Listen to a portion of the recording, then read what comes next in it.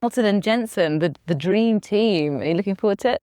I am. It's going to be a real challenge for sure, and that's what I'm looking for. You know, I've reached my goal and my initial dream, which was to be world champion, and now I've got this challenge, and it's going to be a big challenge. Have you spoken to him yet?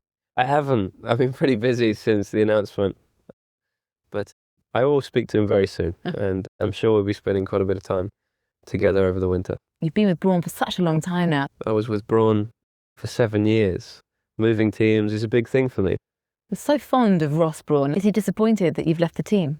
You know, it's a difficult one to talk about right now, but you know, we will remain friends, and it will be a different atmosphere, and it will never be the same because we're not going to be working together in the same team. But I think he respects my decision and realizes why I wanted to make the change. Let's look back at the last year now. Did you ever think you'd be in this position at the end of 2008, beginning 2009? The end of 2008? No, I definitely didn't, because the team closed that I was driving for on the 5th of December. I got a phone call from my manager, and that was an emotional moment, thinking, what am I going to do? And I realized that for me, the only real option was to push the team and to try and make this work in '09. And it all came good, and it is such a story coming from nothing and winning the world championship, the drivers and the constructors. You know, teams have been working for years to try and achieve that, and we've been able to achieve that. I was watching on the TV when you won, and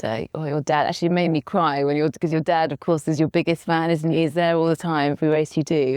What did you two say to each other? Because it must have been overwhelming for him as well to see his son become world champion. Well, he was saying that I was crying, and that's why he was hugging me, but that's rubbish. He was the one that was crying, and I didn't want to embarrass him. But really, it was just I gave him a big hug after the race, and just talked about what we'd been through over the last few years and where we started, and a special moment that was caught on camera, and I'll never forget it for that reason. Read the book, thought it was fantastic. Have you? Excellent. It's great. I've got every other interview I've done. I haven't read the book yet, so I'm like... Your story is amazing, and you wanted to be world champion when you were just 8 years old. It must be mind-blowing to achieve that. When you're 8, you really don't think about the future too much, do you? I'm sure I said to my dad, I want to be a Formula One driver, but... Never an accountant. You don't... Never a bus conductor. Only that, yeah.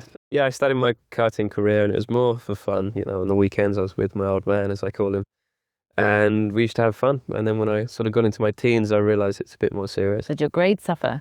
Yes, a little bit. So I wasn't there for most of the exams, but I did French, got a B in French. Done.